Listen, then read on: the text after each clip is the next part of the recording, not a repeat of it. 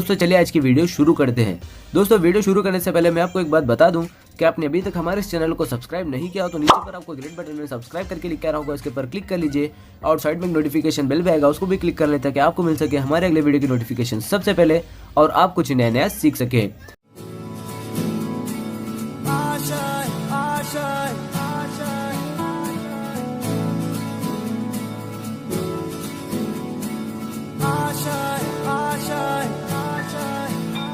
कुछ पाने की हो आस आस, कोई अरमा हो जो खास खास आशाएं,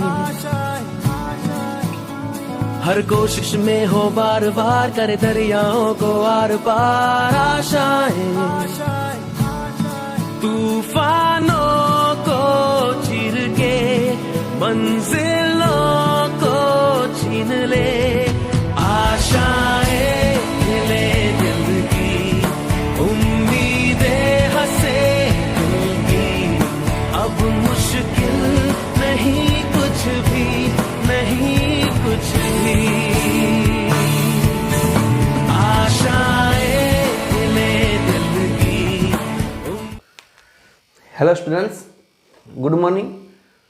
तो आपणे जे ધોરણ 11 ની અંદર ચેપ્ટર નંબર 1 સજીવ વિશ્વ વિશે અભ્યાસ કરતા હતા તેની અંદર વિદ્યાર્થી મિત્રો આપણે લાસ્ટ લેક્ચરની અંદર અભ્યાસ કર્યો તો કે સજીવનું નામાધિકરણ, કે સજીવનું નામકરણ કઈ રીતે કરવામાં આવે છે અને સજીવના નામકરણ માટે કઈ પદ્ધતિ અપનાવવામાં આવે છે મોટે ભાગે તો કે દ્વિનામી વર્ગીકરણ પદ્ધતિ। પહેલા પ્રજાતિ, પછી કેનું નામ આવે તો કે જાતિનું નામ। તો આ દ્વિનામી વર્ગીકરણ પદ્ધતિ છે તે અત્યારના પ્રમાણમાં વધુ પ્રમાણમાં વૈજ્ઞાનિકો દ્વિનામી વર્ગીકરણ પદ્ધતિનો જ ઉપયોગ કરે છે। એ કેના દ્વારા આપવામાં આવી તો કે લિનિયસ દ્વારા, અને એના નિયમો વિશે આપણે માહિતી મેળવી। આજનો વિદ્યાર્થી મિત્રો આપણો જે ટોપિક છે એ પહેલા આપણે જોઈએ, થોડુંક એક્સ્ટ્રા લઈએ એમાં કે ત્રિનામી વર્ગીકરણ પદ્ધતિનો પણ ઉપયોગ થાય છે।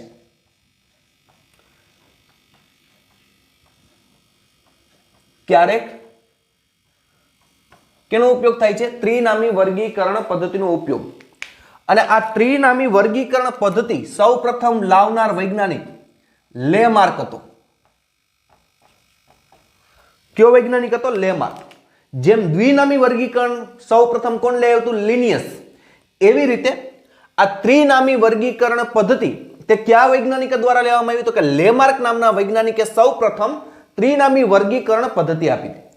આ ત્રિનામી વર્ગીકરણમાં શું હોય તો કે એટલે કે આપણે જોયું તો કે ત્રણ નામ આવે। જેમ આપણે જોયું તો દ્વિનામી વર્ગીકરણમાં બે આવે, પ્રજાતિ, પછી શું આવતું હતું? જાતિ।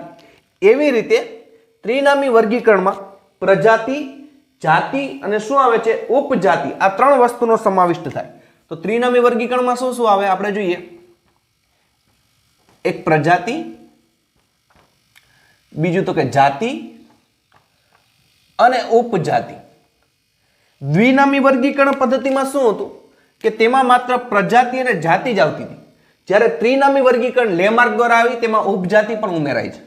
તો જેમ કે આપણે એક્ઝામ્પલ તરીકે લઈએ, એક ઉદાહરણ લઈએ એટલે આપણે ખ્યાલ આવી જાય। દાખલા તરીકે હોમો સેપિયન્સ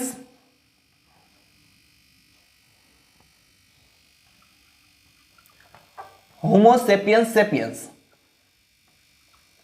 શું આપવામાં આવ્યું? હોમો સેપિયન્સ સેપિયન્સ।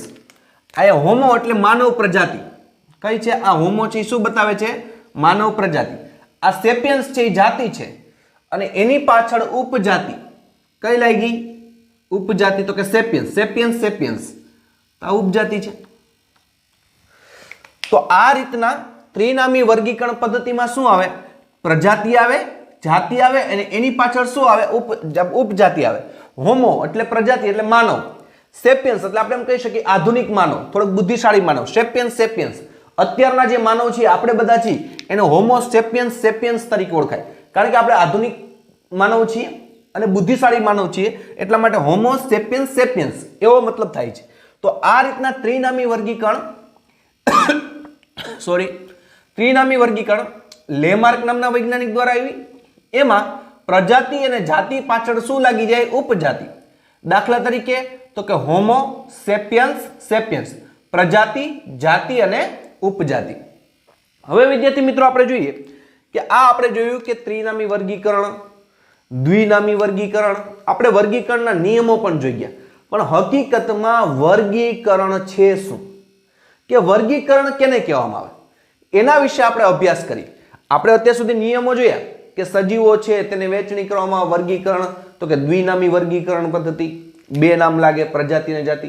ત્રિનામી વર્ગીકરણ પદ્ધતિ જોઈ. પણ હકીકતમાં વર્ગીકરણ છે શું, આપણે કેને વર્ગીકરણ કહેશું, એ જનો આપણો ટોપિક છે.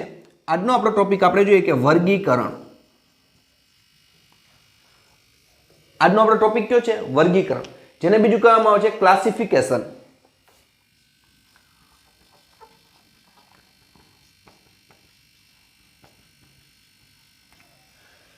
જેને બીજું શું કહેવામાં આવે છે? ક્લાસિફિકેશન. બરોબર છે? વર્ગીકરણ અથવા તો બીજું આપણે એને શું કહીએ છીએ? ક્લાસિફિકેશન તરીકે ઓળખીએ છીએ. તો વર્ગીકરણ શું છે? તો બીજું કાંઈ નહીં, સજીવોની અર્થકારક જૂથ વહેંચણી છે. વર્ગીકરણ જેને આપણે ક્લાસિફિકેશન તરીકે ઓળખીએ છીએ શું છે? તો કે સજીવોની અર્થકારક જૂથ વહેંચણી છે. કઈ રીતે આપણે હમણાં જોઈએ. તો વર્ગીકરણ શું છે?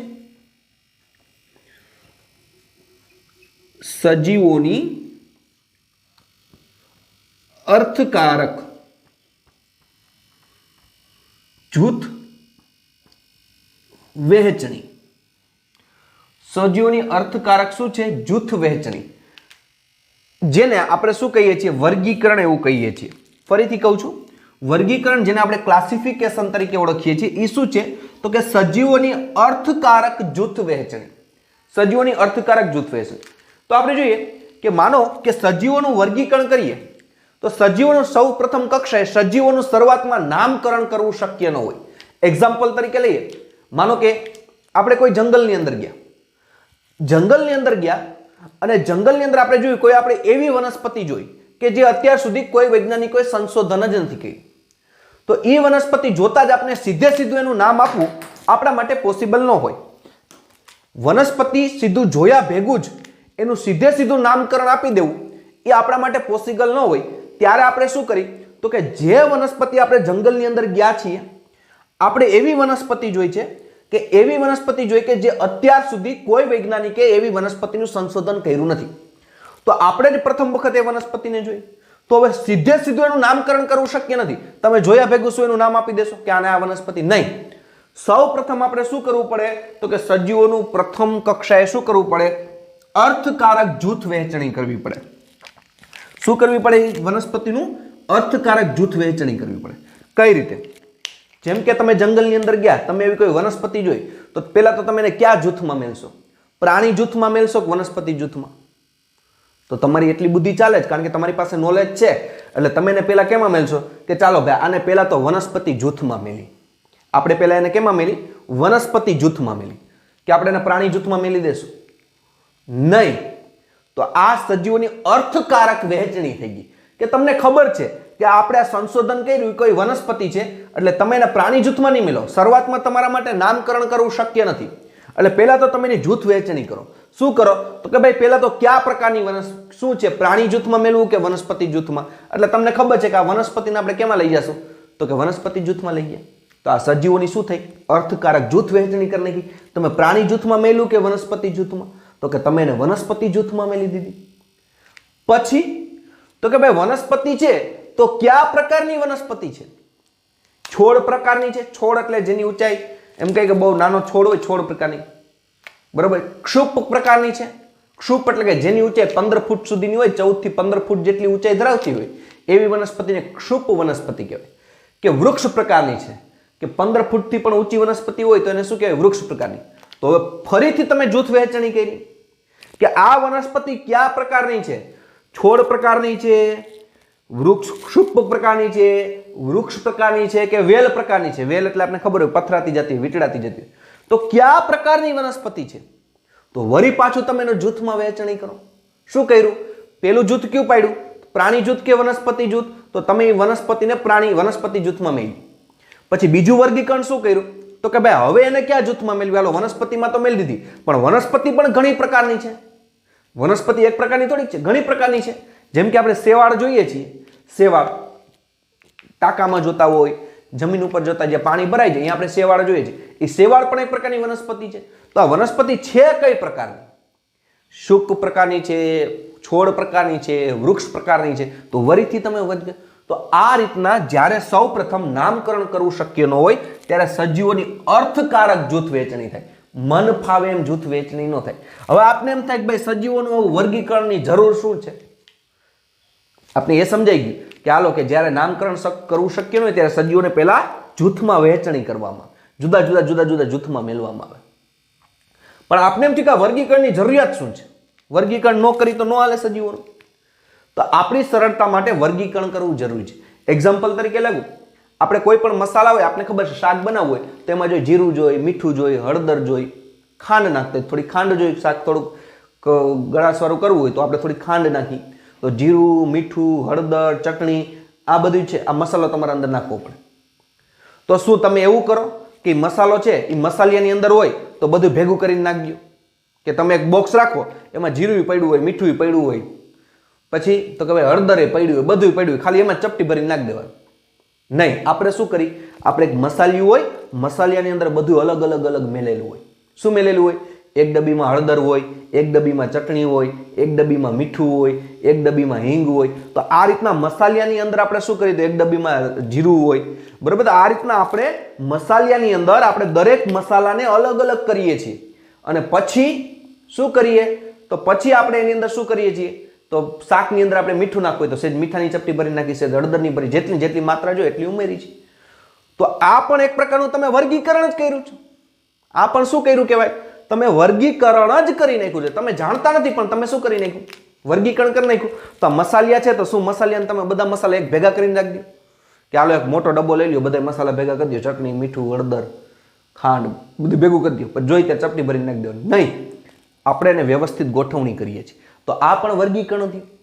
બીજું એક્ઝામ્પલ તરીકે લઈએ, વાસણનું કહીએ તો વાસણનું તરત આપણે મગજમાં, આપણે રસોડાની અંદર જાય તો વાસણ છે એના ઘણા પ્રકાર છે. થાળી હોય, વાટકા હોય, ચમચી હોય, બરોબર છે. તો આ બધું શું આપણે ભેગું કરીને રાખી? ચાકા હોય, ઘણા પ્રકારના વાસણ હોય. તો તમે જોવો છો, તમે આપણે ઘરની અંદર જોતા હોય કે આપણા ઘરની અંદર જે કિચન હોય છે, કિચનની અંદર આપણે શું કરીએ છીએ? કિચનની અંદર આપણે વાસણની વ્યવસ્થિત ગોઠવણી કરેલી હોય. આપણે જ્યારે ઠામ ઉટકી છીએ, કોઈ પણ જ્યારે બેનો ઠામ ઉટકે છે ત્યારે ઠામ ઉટકે ત્યારે શું કરે કે એમાંથી ઠામ ઉટકાઈ જાય એટલે શું એ બધું ભેગું કરીને મેળ દે? નહીં. શું કરશે તો કે થાળીઓ ભેગી થાળીઓ મેલશે. વાટકા હશે તો વાટકા જેવા જેટલા હશે એ વાટકા અલગ મેળ દેશે. એવી રીતના ચમચીઓ હશે તો ચમચી ભેગી જે નોખું સ્ટેન્ડ હશે એમાં ચમચી જ મેલશે ખાલી. તો આ રીતના તમે એક પ્રકારનું શું કર્યું? આ પણ એક પ્રકારનું વર્ગીકરણ જ થયું કે તમે જે વાસણની જે ગોઠવણી કરી છે, આ વાસણની ગોઠવણી પર એક પ્રકારનું વર્ગીકરણ જ કહેવાય.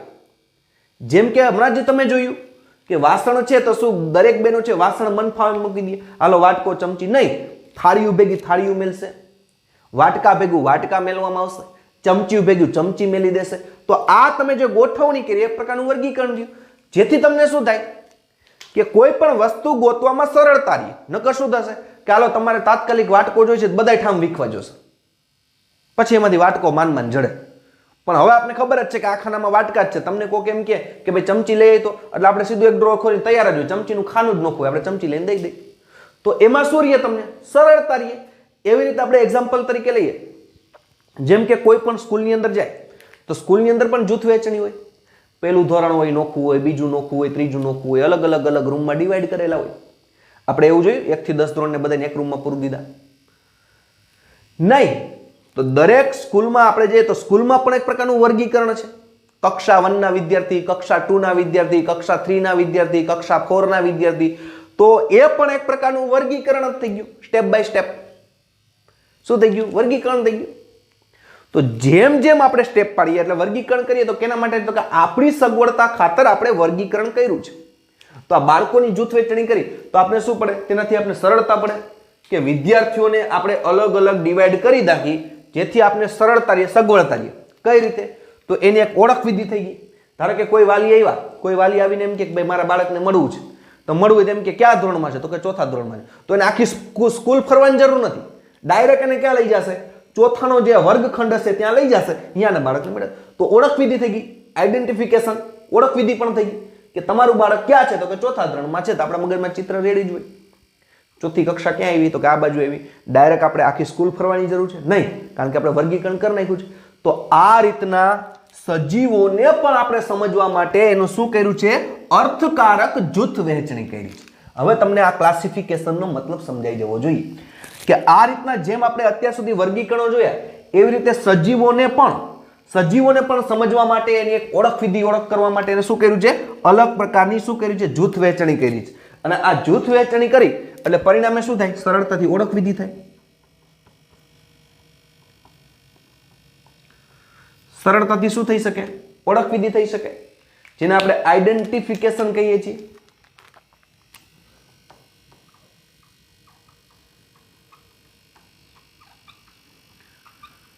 શું કહીએ છીએ? આઈડેન્ટિફિકેશન, ઓળખ વિધિ. આપણે જોયું જેમ કક્ષા 4 ની અંદર કયો તો કે ભાઈ વિદ્યાર્થીને મળવું છે, શું નામ છે? તો કે XYZ કોઈ પણ નામ હોય. ક્યાં બને છે? કક્ષા 4 ની અંદર. તો સ્કૂલ ફરવાની જરૂર નથી, સીધે સીધા આપણે ક્યાં વહી જશું? કક્ષા 4 ની અંદર વહી જશું. એવી રીતે સજીવોની પણ શું કરવામાં આવે છે? અર્થકારક જૂથ વહેંચણી કરવામાં આવે છે, જેથી આપણે શું રહે છે? એમાં સરળતા રહે છે. તો આમ આપણે કહી શકીએ કે વર્ગીકરણ એક એવી પદ્ધતિ છે જેમાં કોઈ પણ સજીવને વર્ગીકૃત કરવાની, વર્ગીકરણ એક એવી પદ્ધતિ છે, આપણે લખી શકીએ અહીંયા કે આમ વર્ગીકરણ એ એક એવી પદ્ધતિ છે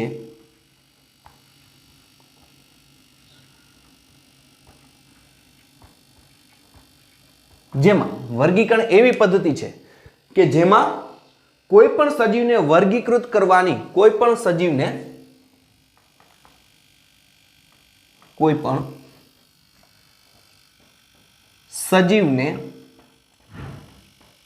વર્ગીકૃત કરવાની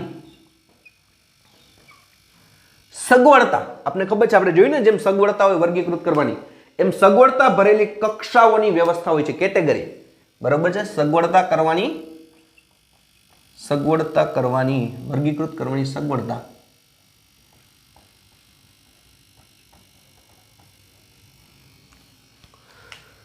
તો આમ વર્ગીકરણ એક એવી પદ્ધતિ છે જેમાં કોઈ પણ સજીવને શું કરવામાં આવે છે?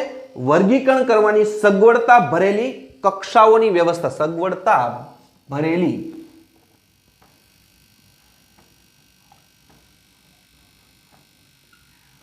કક્ષાઓ, જેને આપણે શું કહીએ? કેટેગરી કહીએ. જુદી જુદી કેટેગરીમાં મેળવવામાં આવે. આપણે જોયું ને કે પહેલા તો કયું જૂથ છે? પ્રાણી જૂથ છે કે વનસ્પતિ જૂથ? તો કે વનસ્પતિ જૂથ. તો એ કક્ષા થઈ ગઈ. એવી રીતના વર્ગીકૃત કરવાની સગવડતા ભરેલી કક્ષાઓની વ્યવસ્થા હોય છે. કક્ષાઓની વ્યવસ્થા હોય છે. ગોખવાની નથી આ લીટી. મેં તમને જે એક્ઝામ્પલો આપ્યા એની ઉપરથી જ આ લીટી સમજવાની છે કે કક્ષાઓની શું હોય છે અને તેમજ કેટલાક નિરીક્ષણ કરી શકાય તેવા લક્ષણો પર આધારિત હોય, તેમજ કેટલાક નિરીક્ષણ કરી શકાય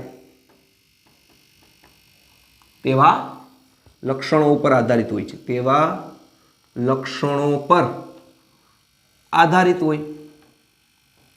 હમણાં આપણે જોયું હતું કે વર્ગીકરણ એક એવી પદ્ધતિ છે જેમાં સજીવને વર્ગીકૃત કરવાની એક સગવડતા ભરેલી કક્ષા છે. સગવડતા ભરેલી કક્ષા એટલે ખબર પડી જશે કોઈ પણ સજીવનું આપણે વર્ગીકરણ કરવું હોય તો આપણે એને કયા જૂથમાં મેલી છીએ? તો ભરેલી કક્ષા, કેટેગરી, જુદી જુદી કેટેગરીમાં મેળવવામાં આવે. તમને કીધું કે માનો કે આપણે કોઈ એવી વનસ્પતિ જોઈ જે અત્યાર સુધી સંશોધનાની જ નથી, તો આપણે એને પેલા કઈ જૂથમાં મેળવ્યું? તો કે વનસ્પતિ જૂથમાં. એટલે એક સગવડતા થઈ ગઈ કે આપણે એને વનસ્પતિ જૂથમાં જ ગોતવાની. વનસ્પતિ જૂથમાં વળી પાછળની કક્ષા પડી. શું? તો કે કયા પ્રકારની છે? છોડ પ્રકારની છે, ક્ષુપ પ્રકારની છે કે વૃક્ષ પ્રકારની? તો વળી પાછું એનું શું કર્યું?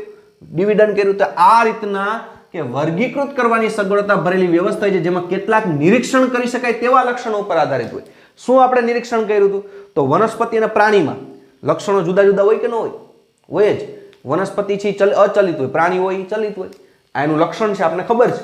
બીજું તો કે વનસ્પતિમાં પર્ણો હોય, પ્રાણીમાં પર્ણો હોય ન હોય. આપણે નિરીક્ષણ કરી શકીએ કયા પ્રકારની છે? તો કે ક્ષુપ પ્રકારની, છોડ પ્રકારની કે વૃક્ષ પ્રકારની. તો એ પણ લક્ષણો ઉપર આધારિત હોય. એટલે આમ વર્ગીકરણ એક એવી પદ્ધતિ છે જેમાં કોઈ પણ સજીવ હોય, વનસ્પતિ હોય, પ્રાણી હોય, સૂક્ષ્મજીવ હોય, કોઈ પણ સજીવ હોય, એને વર્ગીકૃત કરવાની સગવડતા ભરેલી કક્ષા છે. જેથી એને ગોતવામાં શું રહે છે? સરળતા રહે. તેમજ કઈ રીતે વર્ગીકૃત કરેલી હોય કે સરળતાથી નિરીક્ષણ કરી શકાય તેવા લક્ષણો ઉપર આધારિત તેની વર્ગીકૃત કરવામાં આવે છે. તો જેમ કે આપણે જોઈએ કે આવી વર્ગીકૃત જૂથમાં તો આપણે મેલતા જોઈએ. જેમ કે કયા રીતના? તો કે ભાઈ આપણે કૂતરાનું જૂથ હોય તો કૂતરાનું જૂથ અલગ પાડી નાખીએ. પછી એમાં ભલે કૂતરાની જુદી જુદી વેરાયટીઓ હોય. એક્ઝામ્પલ તરીકે એક પ્રકારના કૂતરા ન હોય, શેરીમાં રખડતા હોય એ કૂતરાય હોય, ઇંગ્લિશ કૂતરાય હોય, ડોબરમેન હોય, પછી વોડાફોનની એડવર્ટાઈઝમાં આવતો હચમાં, ખબર છે ને, એ પ્રકારના કૂતરા પણ હોય. તો આપણે એ બધાને કેમાં મેલી? બિલાડી જૂથમાં મેલ દેશું? નહીં, આપણે બધાને કેમાં મેલશું? કૂતરાના જૂથમાં જ મેલશું. તો એવી રીતે બિલાડીનું ડિવાઇડન કરી તો બિલાડીના ભેગા બિલાડીનું જૂથ મેલી. પછી માનો કે કીટકોનું આપણે વર્ગીકરણ કરતા હોય તો કીટકના જૂથમાં આપણે કેને મળી? તો કે વંદો છે અને કીટક જૂથમાં મેલાય. તો શું તમે વંદાને શું પ્રાણી જૂથમાં મેલ દેશો? એટલું નોલેજ તો તમે પોતે સમજી શકો કે વંદો છે એ કીટક પ્રકારનું છે, તેને કીટક જૂથમાં જ મેલવું પડે, એને પ્રાણી જૂથમાં મેલો તો ન ચાલે. તો એવી રીતના તમને કહું કે જે સિંહ છે અને કૂતરો છે, શું તમે એને બેને એક જૂથમાં ભેગા નાખી દેશો? નહીં, તમે એને અલગ અલગ જૂથમાં મેલશો. તો આ રીતના કદાચ કૂતરા હોય, બિલાડી હોય, વનસ્પતિ હોય, પ્રાણી હોય, કીટકો હોય વગેરેના વગેરે જૂથોને ઓળખીને તમે એને અલગ અલગ જૂથમાં શું કરી શકો છો? ડિવાઈડ કરો છો. બીજું આપણે જોઈએ કે જૂથ શબ્દ પ્રયોજન કરતાની સાથે જ આપણે એના ચોક્કસ લક્ષણો સાથે જોડાઈએ. આપણે કોઈ પણ જૂથ જોડી એના ચોક્કસ લક્ષણો આપણા મગજમાં સીધા ચક્કર ચડવા માંડે. એક્ઝામ્પલ તરીકે લો તો આપણે એમ કે ભાઈ કૂતરાનું જૂથ, એટલે જો જેવા આપણે બોલ્યા કૂતરાનું જૂથ એટલે તમારા મગજની અંદર પણ એના લક્ષણો છે એ ફરવા લાગે. કઈ રીતે ફરવા લાગશે? એક્ઝામ્પલ તરીકે તમે લેવા માંડો તો કે ભાઈ કૂતરા હોય તો 2 કાન હોય, 4 પગ હોય, એનું કદ કેવડું હોય, એના રંગ કયા કયા પ્રકારનો હોય. ઇંગ્લિશ કૂતરો હોય તો એનો સફેદ રંગ હોય, પછી ડોબરમેન કૂતરો હોય તો તેની ઊંચાઈ થોડીક વધારે હોય. એના લક્ષણો તમારા ધ્યાનમાં આવશે. હચવાળો હોય, હચની એડવર્ટાઈઝમાં આવતો, વોડાફોનની એડવર્ટાઈઝમાં, એવો કૂતરો છે. તો જેવો કૂતરો શબ્દ જૂથ મેલશું એવા લક્ષણો તમારી સામે ઉભરવા લાગશે. જેમ કે હું એમ બોલું કે હાલો માછલી જૂથ, માછલી જૂથમાં એક બોલી ગયો શાર્ક માછલી, એટલે જેવો શાર્ક માછલી બોલું એટલે તમારા મગજની અંદર શાર્ક માછલીના લક્ષણો છે એ તરત તમારા મગજની અંદર ફરવા લાગશે. ક્યાં હોય? તો કે પાણીની અંદર હોય. સીધું જ તમે વર્ગીકરણ કરો. પાણીની અંદર હોય કે તમે કોઈ દી સાંભળ્યું કે તમારી સામે કોઈ શાર્ક એવો શબ્દ બોલ્યો અને તમે વિચાર્યું ઓહ શાર્ક માછલી તો પૃથ્વી ઉપર, એવું વિચારો છો? નથી વિચારતા. કારણ કે જેવું તમે જૂથ વહેંચણી કરો એવું તરત જ તમારા મગજમાં આઈડેન્ટિફિકેશન આવી જાય છે, એટલે એની ઓળખ વિધિ તમારી સમક્ષ રજૂ થઈ જાય છે, એના લક્ષણો રજૂ થઈ જાય છે. શું લક્ષણો હતા? તો કે જેવું તમે શાર્ક માછલી નામ લીધું એટલે તરત જ તમને ખબર પડી ગઈ કે ભાઈ દરિયાની અંદર હોય, એનું કદ મોટું હોય, દાંત મોટા મોટા હોય. આ બધા લક્ષણો તમારી સમક્ષ ફરવા લાગે છે. એવી રીતના હું ડોલ્ફિન બોલું તો આ રીતના દરેક સજીવને શું કરવામાં આવે છે? જ્યારે જ્યારે આપણે જૂથ શબ્દ પ્રયોજીએ ત્યારે એના લક્ષણો આપણી સમક્ષ ઊભા થાય.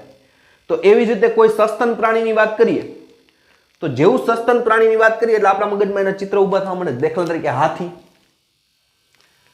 સસ્તન વર્ગનું પ્રાણી કેને કહેવાય? તમારે ચેપ્ટર નંબર 4 ની અંદર આવશે કે ભાઈ સુડત્વચી કેને કહેવાય, સંધિપાદ પ્રાણી કેને કહેવાય. આ બધું આપણે ચેપ્ટર નંબર 4 ની અંદર આવશે, ધોરણ 11 ની અંદર. પણ આપણે હાથી છે એ સસ્તન વર્ગનું પ્રાણી છે. તો હાથી છે એનું ચિત્ર આપણે જેવો શબ્દ બોલીએ એટલે આપણા મગજમાં તરત એના લક્ષણો ઊભા થાય. જો શું? તો કે મોટા મોટા કાન હોય, બાહ્ય કર્ણ પલ્લવ કહેવાય, બરાબર. એ ઉપરાંત એને સૂંઢ હોય તો સૂંઢ હોય એટલે આપણા મગજમાં અંદર ચિત્ર ઊભું થાય. મોટા મોટા 2 દાંત હોય, મોટા મોટા પગ હોય, મહાકાય, એનું કદ કેવું હોય? મહાકાય હોય. તો આ રીતના કોઈ પણ પ્રાણી જૂથનું તમે વર્ગીકરણ કરો એટલે એના લક્ષણો છે તમારી સમક્ષ ઊભા થાય. તો આ વર્ગીકરણમાં આપણે જોઈ શકીએ કે શું છે?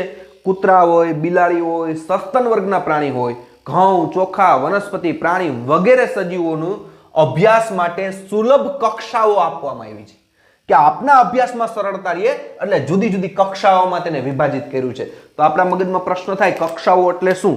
કઈ રીતે વિભાજન કરવામાં આવ્યું છે? તો કક્ષાઓની વાત કરીએ તો કક્ષાઓમાં આપણે જોઈએ જેમ કે કઈ રીતે આપણે આ બાજુ લખી. માનો કે સૌ પ્રથમ જાતિ, પછી પ્રજાતિ, જાતિ, પ્રજાતિ, એ ઉપરાંત કુળ, ગોત્ર, કુળ, ગોત્ર, શ્રેણી, વર્ગ, બરોબર છે। એ ઉપરાંત તો કે ભાઈ સમુદાય અથવા એને વિભાગ પણ કહેવામાં આવે વનસ્પતિમાં, અને સૃષ્ટિ। તો આ રીતના સજીવોની વહેંચણી માટે જુદી જુદી કક્ષાઓમાં તેને ડિવાઈડ કરવામાં આવે છે। શું કરવામાં આવે છે? જુદી જુદી કક્ષાઓમાં તેને ડિવાઈડ કરવામાં આવે। કઈ રીતના? કે ભાઈ એની જાતિ કઈ છે, જાતિ ઉપરથી પ્રજાતિ કઈ છે, પ્રજાતિ ઉપરથી કુળ કયું છે, કુળ ઉપરથી ગોત્ર કયું છે, ગોત્ર તો કઈ શ્રેણીમાં આવે, એનો વર્ગ કયો છે, સમુદાય કયો છે, અને આખી સૃષ્ટિ। સમુદાયમાં વનસ્પતિની અંદર સમુદાયને વિભાગ કહેવામાં આવે છે, એટલે આપણે વિભાગ લખ્યો છે। તો આ આખી શું કરવામાં આવે? કક્ષાઓ મેળવવામાં આવે। તો આ તમને દેખાય છે પ્રજાતિ, આ જાતિ કક્ષા, પ્રજાતિ કક્ષા, કુળ કક્ષા, ગોત્ર, શ્રેણી, વર્ગ, સમુદાય, સૃષ્ટિ, આ બધી શું કહેવાય? કક્ષા કહેવાય। અને આ વર્ગીકૃત કરેલી કક્ષાઓ કહેવાય। વર્ગીકરણની કેવી કહેવાય? કક્ષાઓ કહેવાય। જેમ આપણે એક્ઝામ્પલ તરીકે લઈએ, માનો કે આપણે લઈએ સ્કૂલ। આપણી સ્કૂલ હોય તો એમાં તો પેલા વિભાગ આવે। ક્યાં ક્યાં વિભાગ છે? તો કે ભાઈ પ્રાથમિક વિભાગ છે, હાઈસ્કૂલ વિભાગ છે કે હાયર સેકન્ડરી વિભાગ છે? પાડ્યું તો કે કયો વિભાગ છે? તો કે ભાઈ પ્રાથમિક વિભાગ। પ્રાથમિક વિભાગ છે ને જુદી જુદી કક્ષાઓ હોય કે ન હોય? તો કે પ્રથમ ધોરણ, બીજું ધોરણ, ત્રીજું, ચોથું, પાંચમું, એમ આ સજીવોને પણ જુદી જુદી કક્ષાઓમાં શું કરવામાં આવે છે? વર્ગીકૃત કરવામાં આવે છે। માનો કે જાતિ છે, એક કક્ષા થઈ, બીજી કક્ષા થઈ। બીજું એક્ઝામ્પલ આપો એટલે તમને ખ્યાલ આવે। માનો કે આપણે કોઈ પણ વ્યક્તિ હોય, બીજી વસ્તુ આપો એટલે તમને ખ્યાલ આવે। માનો કે દેશ છે કોઈ, આપણે એક એક્ઝામ્પલ તરીકે લઈએ, કોઈ એક દેશ, કઈ રીતે વર્ગીકરણ કરવામાં આવે?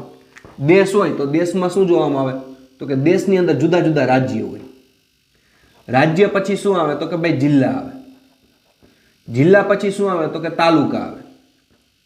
બરોબર છે? તો આ જો આ એની જુદી જુદી કક્ષા કહેવાય। આપણે વર્ગીકરણ કરેલું છે। તમને એમ કોઈ કહે કે ભાઈ આપણે જુનાગઢ જવું છે, તમે ક્યાંક વિદેશથી આવો છો ને તમને એમ કે જુનાગઢ જવું છે, તો પહેલા તો તમે એને વર્ગીકરણ કરો। શું વર્ગીકરણ કરશો? કે જુનાગઢ જવું છે આપણે, તો જુનાગઢ જવા માટે પહેલા તો કયા દેશની અંદર આવ્યું? તો કે ભારત દેશની અંદર। તો પેલું વર્ગીકરણ થઈ ગયું। આપણે આખી પૃથ્વીમાં જવાની જરૂર નથી, આપણે ક્યાં સીધું જવાનું છે? ભારત દેશમાં જવાનું છે। ભારત દેશમાં પણ જુદા જુદા રાજ્ય છે કે ભાઈ જુનાગઢ ક્યાં આવ્યું? તો કે તમિલનાડુમાં આવ્યું, દિલ્હીમાં આવ્યું છે, કે ભાઈ હરિયાણામાં આવ્યું, પંજાબમાં આવ્યું, ગુજરાતમાં આવ્યું, મધ્યપ્રદેશમાં આવ્યું, ઉત્તર પ્રદેશમાં ક્યાં આવ્યું? તો રાજ્ય ડિવાઈડ કરેલા છે, આ બધા રાજ્ય। તો જો વર્ગીકરણ કરી દીધું તો વરી પાછું જે વ્યક્તિ છે ને ગોતવામાં સરળતા રહેશે। શું સરળતા રહેશે? કે હાલો ભાઈ ગુજરાત રાજ્યમાં છે તો વરી ગુજરાત રાજ્ય મળી ગયું। હવે એ ગોતશે ભાઈ ગુજરાત રાજ્યમાં, તો કે ઘણા જિલ્લાઓ છે। કયા જિલ્લા છે? અમદાવાદ જિલ્લો છે, રાજકોટ જિલ્લો છે, પોરબંદર જિલ્લો છે, જુનાગઢ જિલ્લો છે, કયા જિલ્લામાં હું જાઉં? તો વરી પાછું એને ખબર પડી કે મારે તો ભાઈ પોરબંદર, રાજકોટ જિલ્લામાં, સોરી આપણે જુનાગઢ જિલ્લામાં જવું જશે। આ જિલ્લામાં ગયા તો જુનાગઢ જિલ્લામાં ગયા તો એનું સ્થાન છે તો મળી ગયું। તો આ રીતના આ બધી કક્ષાઓ કહેવાય। બરાબર? આપણે કોઈ વિદ્યાર્થી છે ખેલ મહાકુંભમાં ભાગ લેતો હોય તો શું કહે કે ભાઈ તાલુકા કક્ષાએ રમશે। વરી પાછું એને જીતી જાય એટલે શું કહે? તો કે ભાઈ જિલ્લા કક્ષાએ રમશે। જુદા જુદા તાલુકા ભેગા થઈને જિલ્લા, જિલ્લામાંથી જીતી જાય તો કે રાજ્ય કક્ષાએ રમશે। તો આ રીતના સજીવોને વર્ગીકરણ કરે છે, એમાં આ બધી કક્ષાઓ કહેવાય। જાતિ કક્ષા, પ્રજાતિ કક્ષા, કુળ કક્ષા, ગોત્ર કક્ષા, શ્રેણી કક્ષા, વર્ગ કક્ષા, સમુદાય, આ બધીને શું કહેવામાં આવે? તો કે કક્ષા કહેવામાં આવે। આપણે એક્ઝામ્પલ તરીકે લઈએ, આ બધીને કક્ષા કહેવાય, જેને બીજું વર્ગક તરીકે પણ ઓળખાય છે, ટેક્સા।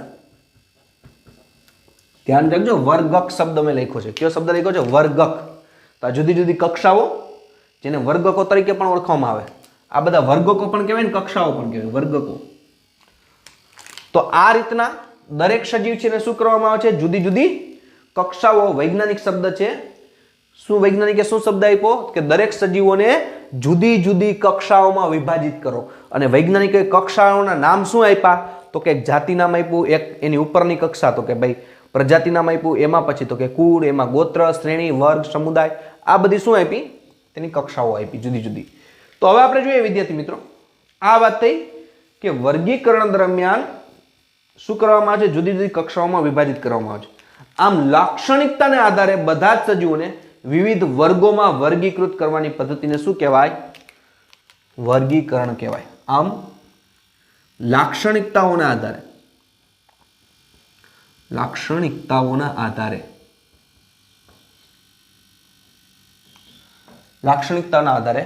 દરેક સજીવને દરેક સજીવને જુદી જુદી આપણે જોઈએ કે લાક્ષણિકતાઓના આધારે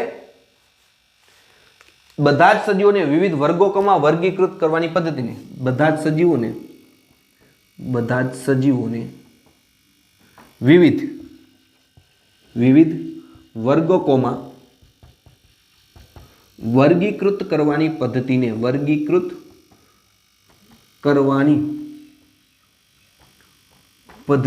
બરોબર છે। તો આમ લાક્ષણિકતાના લક્ષણોના આધારે બધા જ સજીવોને વિવિધ વર્ગોમાં વર્ગીકૃત કરવાની જે પદ્ધતિ છે આ પદ્ધતિને વર્ગીકરણ કહેવામાં આવે છે। પદ્ધતિને વર્ગીકરણ કહે છે, બરોબર છે। તો આ લાક્ષણિકતાના આધારે બધા સજીવોને જુદા જુદા વર્ગોમાં વર્ગીકૃત કરવાની જે પદ્ધતિ છે એ પદ્ધતિને શું કહેવામાં આવે છે? તો કે તેને વર્ગીકરણ કહેવામાં આવે છે। તો વર્ગીકરણના અભ્યાસને વર્ગીકરણ વિદ્યા કહેવાય, ટેક્સોનોમી। વર્ગીકરણના અભ્યાસને આપણે જે વર્ગીકરણનો અભ્યાસ કરીએ અભ્યાસને શું કહેવામાં આવે છે? તો કે વર્ગીકરણ વિદ્યા કહે છે, ટેક્સોનોમી, બરાબર છે। વર્ગીકરણ વિદ્યા કહે છે। વર્ગીકરણ વિદ્યા એટલે તો કે ટેક્સોનોમી। તો સૌપ્રથમ વર્ગીકરણ શબ્દ આપનાર વૈજ્ઞાનિક કોણ? આપણે એક્સ્ટ્રા નીટમાં લઈએ,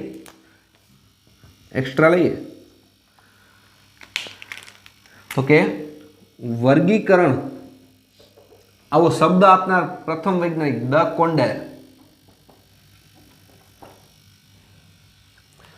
સૌપ્રથમ કોને આપ્યો હતો? તો કે દ કોન્ડેલ નામના વૈજ્ઞાનિકે, કોન્ડેલ નામનો વૈજ્ઞાનિક હતો, તેને સૌપ્રથમ આ સજીવોને જુદા જુદા જૂથમાં વિભાજિત કરી છે એને વર્ગીકરણ એવું નામ આપ્યું।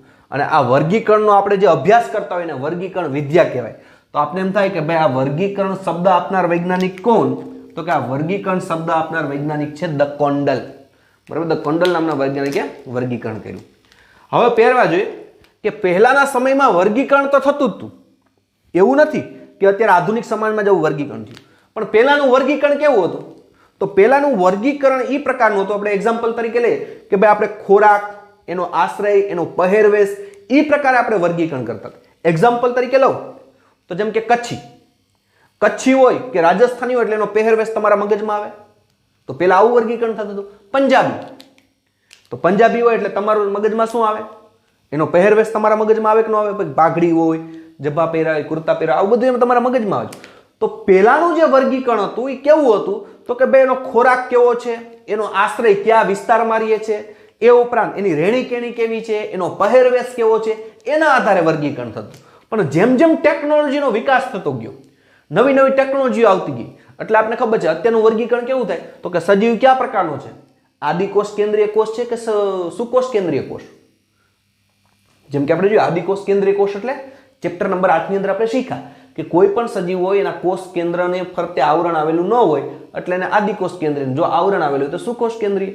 પહેલાના જમાનામાં આવું શક્ય નહોતું કારણ કે આટલી ટેકનોલોજી નહોતી। તો આધુનિક સમયમાં વર્ગીકરણ આપણે જોઈએ, આધુનિક સમયમાં વર્ગીકરણ કે આધુનિક સમયમાં કેવું વર્ગીકરણ કરવામાં આવે?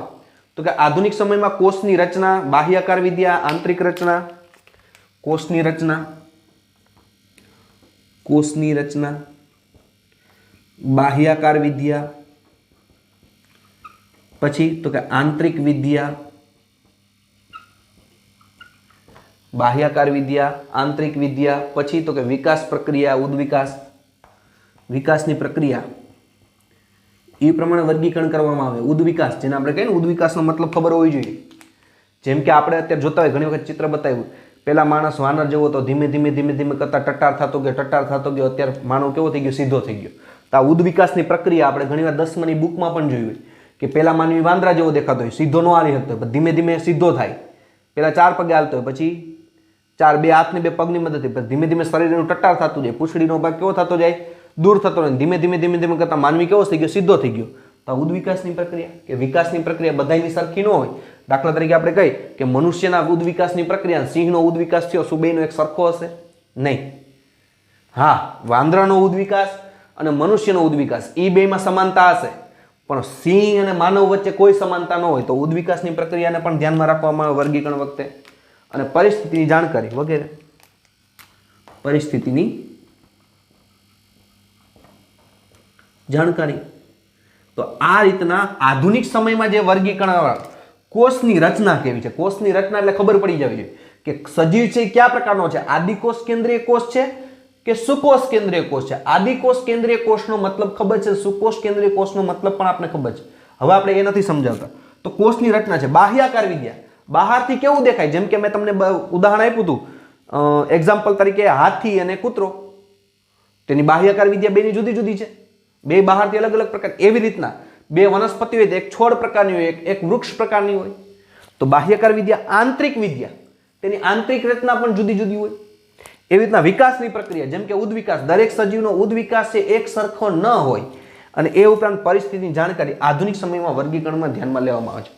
તો વર્ગીકરણ અભ્યાસની મૂળભૂત પ્રક્રિયાઓ કઈ આપણે જોઈએ કે વર્ગીકરણની મૂળભૂત પ્રક્રિયા કઈ? તો પહેલું મૂળભૂત પ્રક્રિયાઓમાં આપણે પહેલું લે કયું છે? તો કે પહેલું છે લક્ષણીકરણ. પેલા આપણે એના લક્ષણો જોઈએ. સીધું આપણે નામ ન પાડી. કોઈ પણ વર્ગીકરણ કરવું તો આપણે પહેલા લક્ષણો જોઈએ કે ન જોઈએ? કઈ રીતના આપણે એના લક્ષણો જોશું? એક્ઝામ્પલ તરીકે લઈએ, માનો કે વનસ્પતિ છે કે પ્રાણી છે, તો આ લક્ષણોને આધારે વનસ્પતિ છે કયા પ્રકારની છે, છોડ, ક્ષુપ કે વૃક્ષ, તો પેલા લક્ષણો કરવા. પછી એની શું કરી? તો કે ઓળખ વિધિ કરીએ આપણે, આઈડેન્ટિફિકેશન. પછી આપણે એની ઓળખ વિધિ કરી અને પછી આપણે એનું શું કરીએ? નામકરણ કરીએ. તો આ ક્રમમાં આપણે નામકરણ કરી, વર્ગીકરણ આ ક્રમમાં કરી. પહેલા લક્ષણો જોઈએ, કારણ કે શરૂઆતમાં નામકરણ સીધું કરી દેવું શક્ય નથી. પહેલાના લક્ષણો જોઈએ, પછી એની ઓળખ વિધિ કે એની ઓળખ આવી પ્રકારની છે, બરાબર છે. જેમ કે આપણે જોતે તુલસી હોય તો તુલસીમાં આપણે લીમડાના છોડમાં લીમડાનું થડ હોય, તુલસી બાજુમાં હોય, એક આપણે જોઈએ સોરી કે લીમડો લઈ કે દાડમ લઈ, હાલો એક દાડમ ઉગે છે એ વૃક્ષ છે, વનસ્પતિ છે ને એ બાજુમાં છે તુલસી વનસ્પતિ છે. તો તમે બેને કેમ ડિવાઈડ કરી નાખો છો? કારણ કે બેના લક્ષણો જુદા જુદા છે.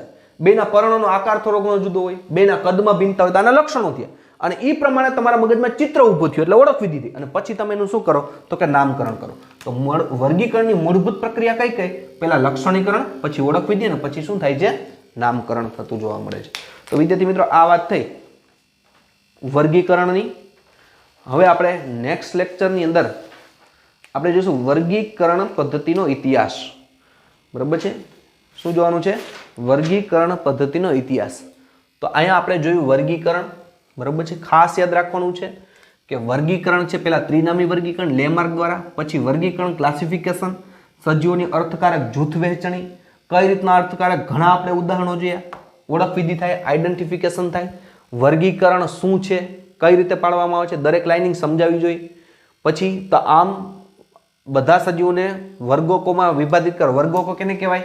તો જાતિ, પ્રજાતિ, કુળ, ગોત્ર, શ્રેણી, વર્ગ, સમુદાય, આ બધા વર્ગકો કહેવાય. જાતિ વર્ગ, પ્રજાતિ, કુળ, ગોત્ર, શ્રેણી. કઈ રીતે આપણે જ્યારે એનો કક્ષાનો અભ્યાસ કરશું ત્યારે કરશું, પણ તમારા મગજમાં શબ્દ છે બાઉન્સ થવા જોઈએ નહીં. તમને એમ થાય કે આ વર્ગકો વળી શું? વર્ગીકરણ તો સમજ્યા. કક્ષા એમ નો યાદ આમ રાખો. જિલ્લા કક્ષો, પછી એમાંથી આગળ જાઓ તો રાજ્ય કક્ષા આવે.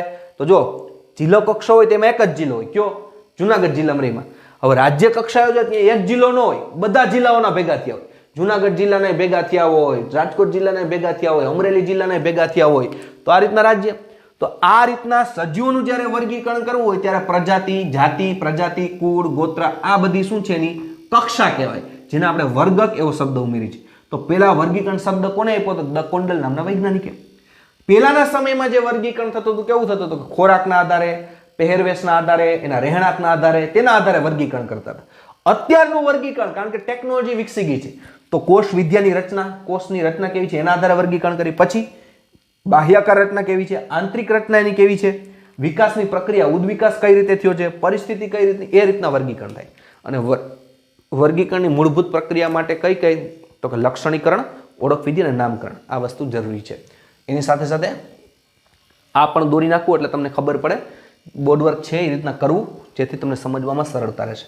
તો ઓકે વિદ્યાર્થી મિત્રો, આપણે આના પછીના લેક્ચરની અંદર વર્ગીકરણનો ઇતિહાસ પણ જોશું અને સાથે સાથે વર્ગીકરણની જે કક્ષાઓ છે કક્ષાઓ વિશે અભ્યાસ કરશું. વર્ગીકરણની કક્ષાઓ એટલે કઈ કઈ? જાતિ, પ્રજાતિ, કુળ, ગોત્ર, શ્રેણી, આ બધાનો આપણે અભ્યાસ કરવાનો છે.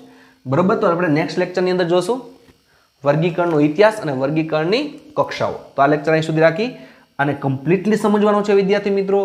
દરેક શબ્દ આપને સમજાવવો જોઈએ. વર્ગીકરણ એટલે શું સમજવું ખૂબ જરૂરી છે, કારણ કે તો આપને એમસીક્યુ સોલ્વ કરવામાં મજા આવશે. નકર આપણી સામે શબ્દ આવ્યો કે કક્ષા વર્ગકો એટલે વળી આપણે વિચારી કે આ કક્ષા વર્ગકો શું, પણ આપણા મગજની અંદર ચિત્ર હોવું જોઈએ જેથી આપણે ગોખવું ન પડે. તો ઓકે વિદ્યાર્થી મિત્રો, કમ્પ્લીટલી જો તમને લેક્ચર સમજાઈ ગયું હોય તો કોઈ પણ કોમેન્ટ લખી રાખજો એટલે મને ખ્યાલ આવી જાય. તો આ લેક્ચર અહીં સુધી રાખી. ઓકે વિદ્યાર્થી મિત્રો, thank you, have a nice day.